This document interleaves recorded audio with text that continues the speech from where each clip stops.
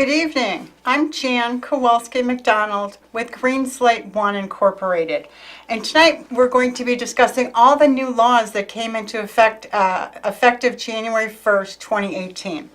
And I'm brought to you here tonight by Greenslate I Incorporated. Greenslate I has several programs primarily dealing with ex-offenders. Their programs include Kirby's Kids Camp, Feeding the Families of Inglewood. They also have a community service program through the Circuit Court of Cook County. And tonight, this is a live interactive show, obviously on CAN TV Channel 21. And we're streaming online at cantv.org/hotline. And tonight we're going to be discussing the new laws which you really need to keep up on that just became in effect starting January 1st. So for the next 25 minutes, you're more than welcome to join the discussion by calling in at the number displayed at the bottom of your screen.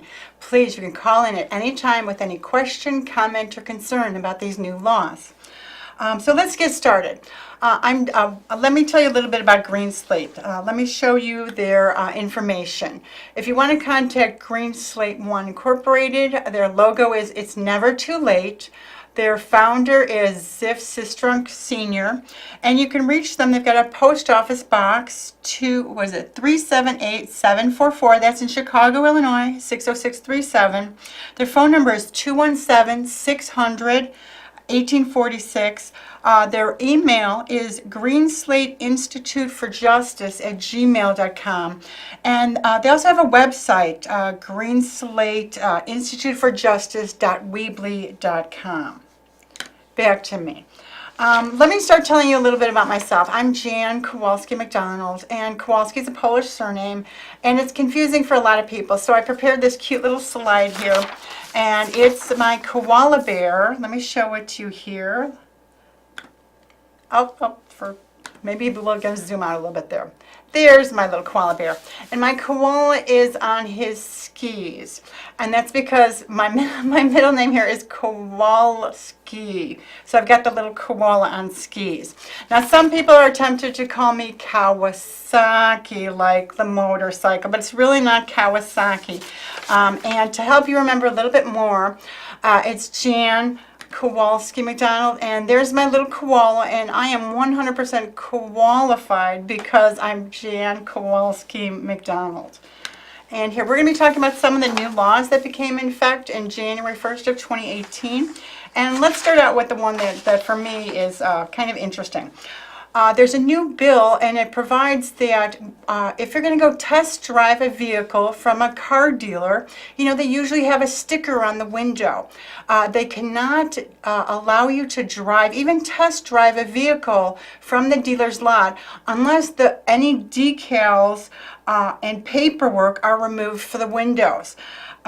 This was as a result of a person, Brendan Burke. He was killed in a crash by someone who was test driving a vehicle that unfortunately had the windows obscured by those dealers' paperwork. So now all dealers are required to remove this paperwork and decals before allowing these vehicles to be driven off the lot. So be aware of that. So if you're going to go shopping for a new car in the new year, please make sure that before taking that for our on-the-road test that all those decals are removed. In addition, there's other laws for motorists. One of the ones that I've got a daughter who's 18 now and pretty much a new driver. And for drivers who are 16 and 17, you can now put on your driver's license that you are an organ donor. And this is especially important. There's a lot of people out there that are waiting for organ transplants. And before, because these 16 and 17-year-old drivers were minors, they were unable to donate organs. Now this new law allows 16 and 17-year-old drivers to be designated as organ donors. I think this is a great law, and I'm glad to see it's on the books. Interestingly, another law relating to driving is that there used to be a statute of limitations for prosecuting people for driving under the influence. They have removed the statute of limitation for these aggravated DUIs where there's a death involved. So there's no longer a statute of limitations, and according to this, you could essentially go back, you know, for a lifetime because there's no longer a statute on this. They can prosecute you forever. In addition, there's some interesting laws for healthcare recipients. Illinois residents with pre-existing conditions have new support under this new law, and it prohibits or stops insurance companies from denying people trying to enroll in a benefits program with a pre-existing condition. And this is a fantastic law. I'm glad to see this one in effect. Now, the one that's specifically important for my viewers who are primarily ex-offenders is this new law that's been trumped by the superintendent of police. And it makes here, let me show you my little picture here. This is obviously a handgun. The new law goes into effect and it creates tougher sentencing guidelines for gun offenders. Now, interestingly, the legislators touted this as, helping nonviolent offenders out of prison. Well, yeah, I'm sure that does help nonviolent offenders out of prison on one hand, but on the other hand, what it does is it gives stricter sentencing guidelines for repeat gun offenders. That's how it's touted. But when you read the fine print of the law, it allows any convict who has a gun can be sentenced anywhere from 7 years to 14 years. Because a firearm is involved. Now, when the weapon is a firearm, and even if just because you're a felon and you no longer have a FOIA card, even having a weapon is a crime.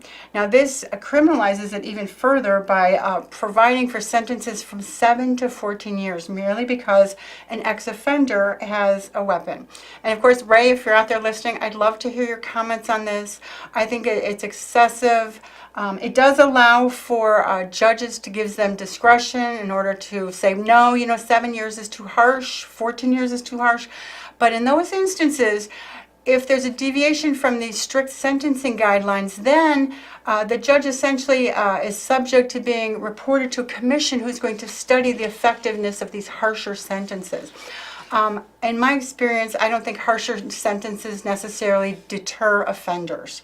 If the idea here is to reduce gun violence, I don't think the solution is to make it larger penalties. I think the larger penalties essentially just punishes the residents of the state who have to house these people for additional periods of time. I don't think it necessarily solves the violence program.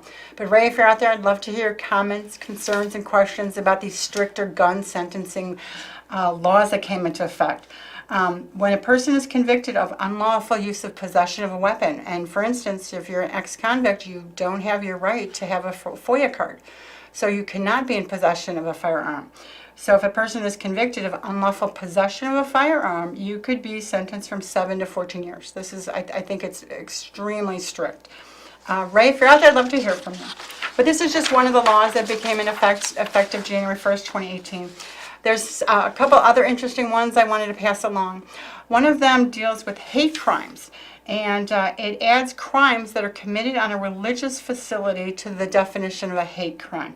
And it removes the restitution cap and allows courts to impose fines based on the severity of the crime and the damages. So the old law imposed a $1,000 restitution cap.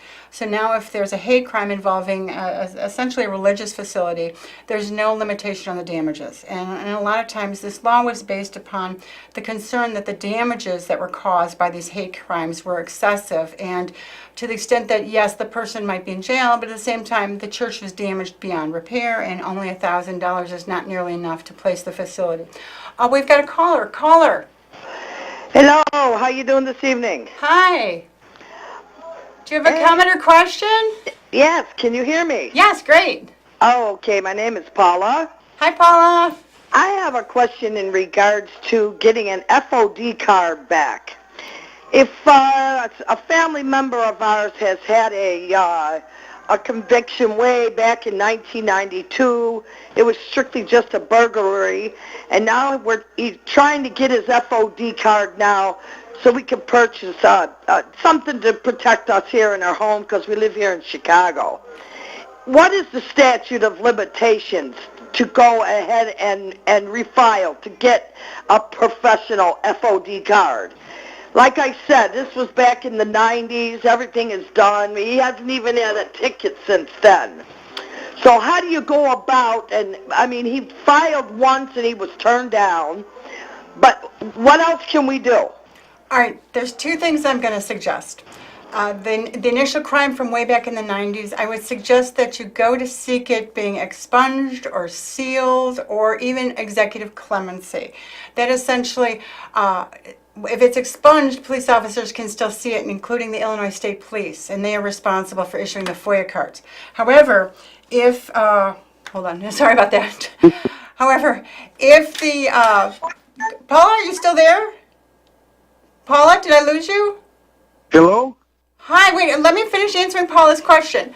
Paula, see if you can seal the record. That stops the Illinois State Police from looking at it, and it's no longer considered by the Illinois State Police in determining whether to issue a FOIA card.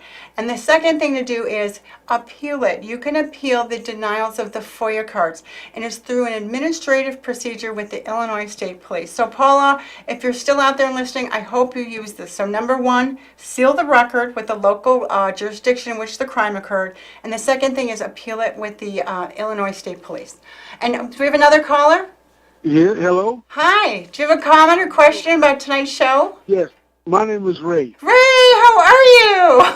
Okay, Feliz Navidad and Happy New Year and all of that to you. Happy New Year. I actually missed you, Ray. You're like my favorite caller.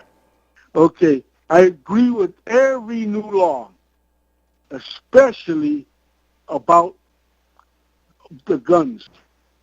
Nobody tells anybody to have a gun in their pocket and get caught. Whoa, hold on. There's a difference between the concealed. I just want to make it clear that there is concealed carry, Ray. So those individuals that do have concealed carry are eligible to carry a concealed weapon.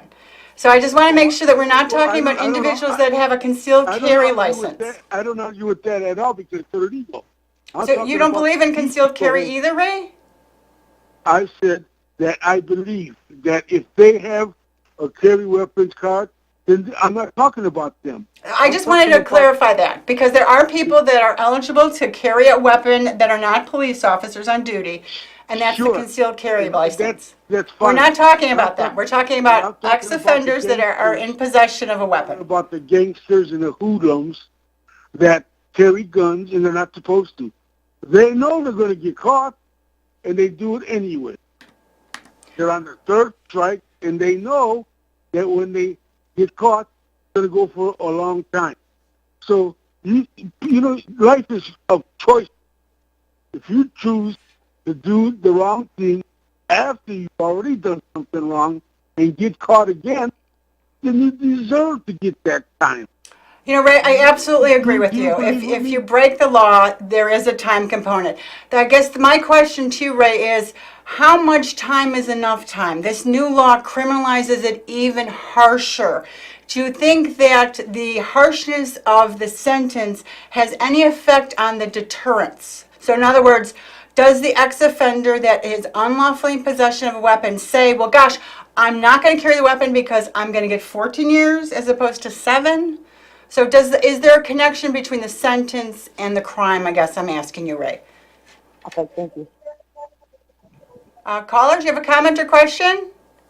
Yes, hi, how are you? My name is Lisa. Hi, Lisa. Happy New Year. Yes, Happy New Year. Yeah, this is Lisa. I have a question. I want to know, like, if you have your record sealed up and it's not a violent crime in your record, but they still consider you an ex-offender, can you get a concealed carrier, like get a firearm gun, like if your whole record is sealed up? Yes, if it's sealed, you should be eligible for one. The problem is a lot of times the Illinois State Police will still find that record, and it's illegal for them to consider that because it has been legally sealed. Sealed means that the police officers, including, state, local, county, municipal officers, are not eligible to see that. That's the whole purpose of sealing it, so that if you're stopped and driving a car and they run your license, it's not going to come up because it's sealed from them as well.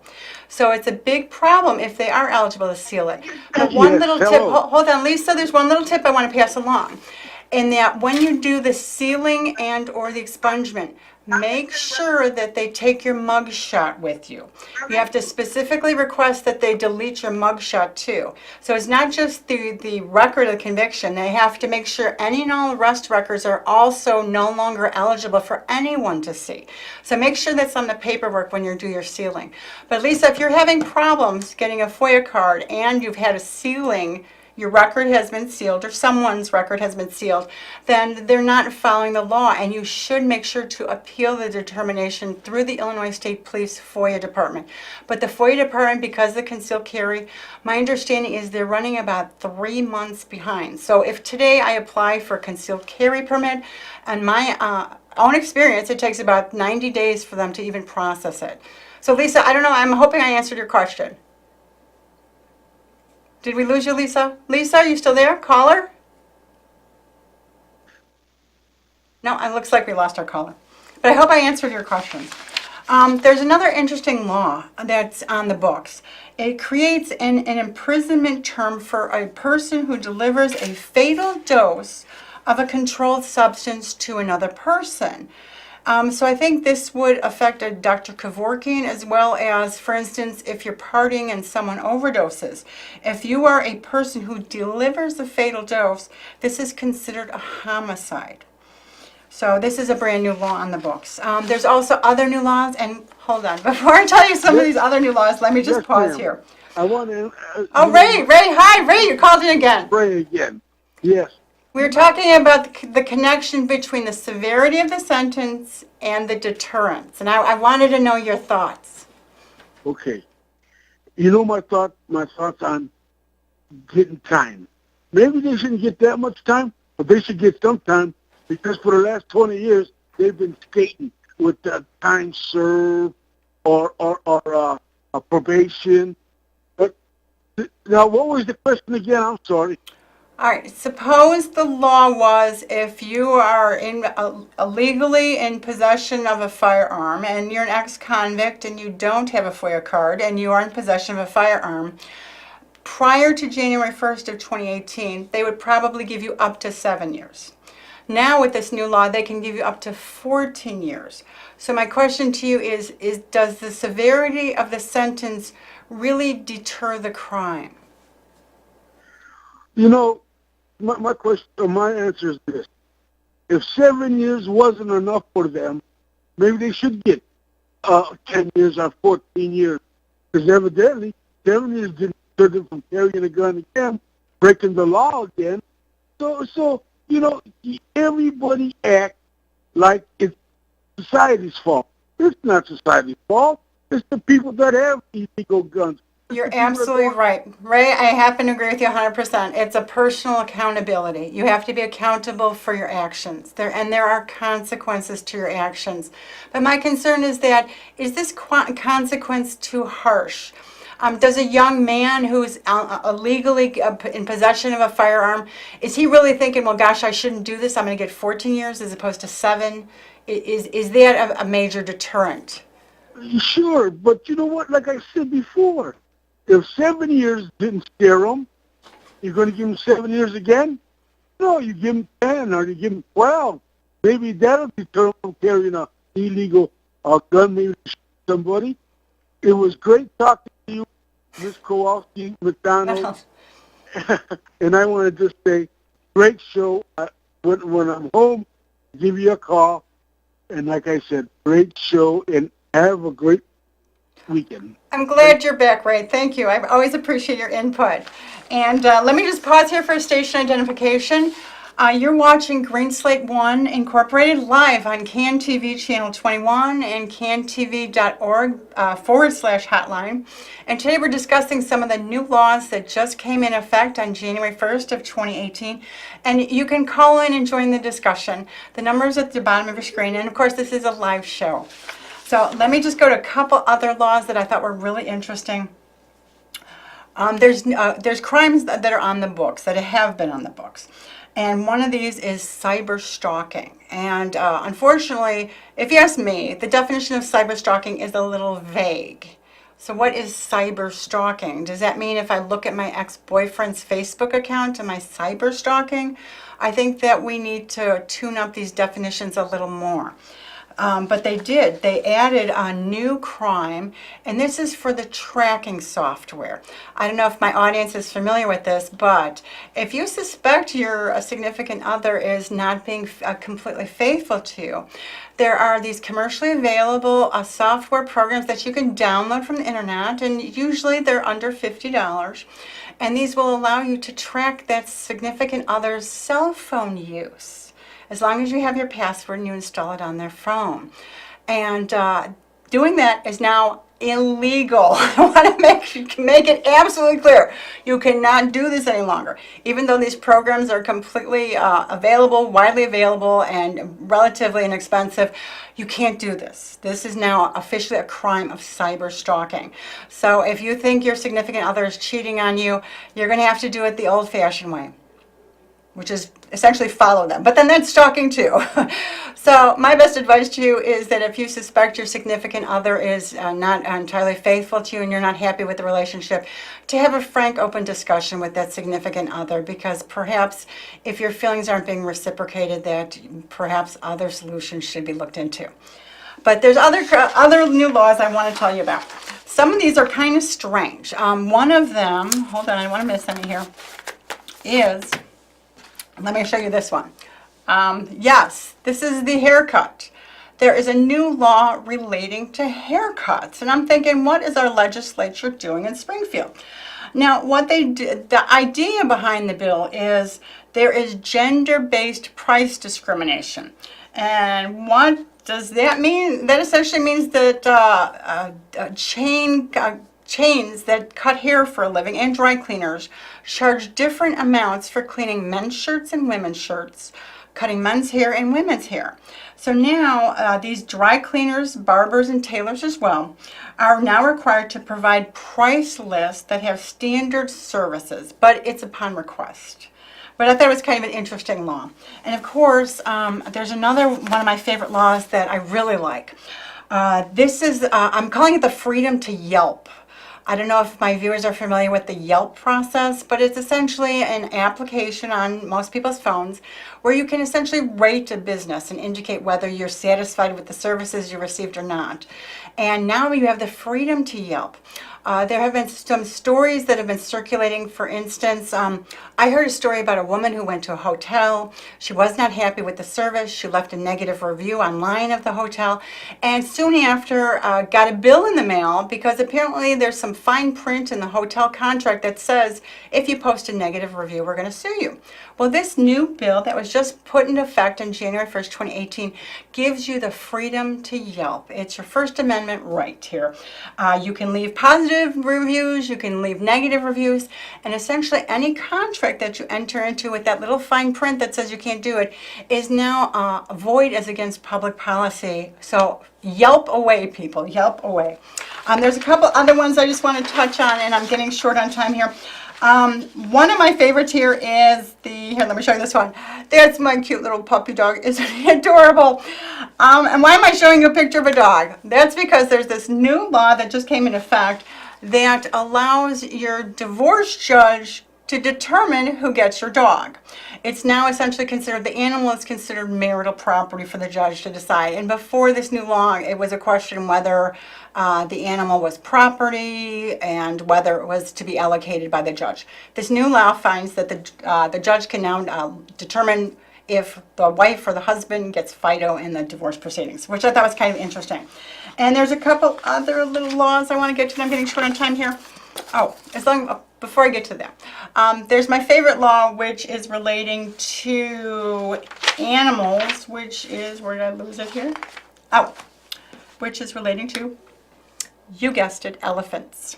Elephants are now officially illegal at circuses. So Ringling Brothers, I've heard, has reported that they have retired their elephants somewhere in Florida. But this is the most interesting one, and I'm hoping, I don't know if Ray, if we can get time for you on this one. This is the bicyclist there. And there's a whole bunch of new laws relating to bicyclists. And one of them really caught my eye because The bill names cycling as the state's official exercise. But one of the interesting things is it allows bike riding on the shoulder of a highway. I'm like, what? You can now ride your bicycle on the shoulder of the highway? And I'm thinking, do the PACE buses know that you could ride your bicycle on the shoulder of a highway? I just thought this is crazy new law. But be aware that that new law is in existence. And unfortunately, I'm up on time. And I hope you enjoyed tonight's discussion about the new laws that became in effect on January 1st of 2018. And thank you for watching and participating in today's show, especially you, Ray. Thank you for calling in. And I'm Jan Kowalski with Greenslate I. And tonight, my technician has been Mitchell Antoine, and my executive producer has been Ziff Sistrong. And thank you, and have a good night.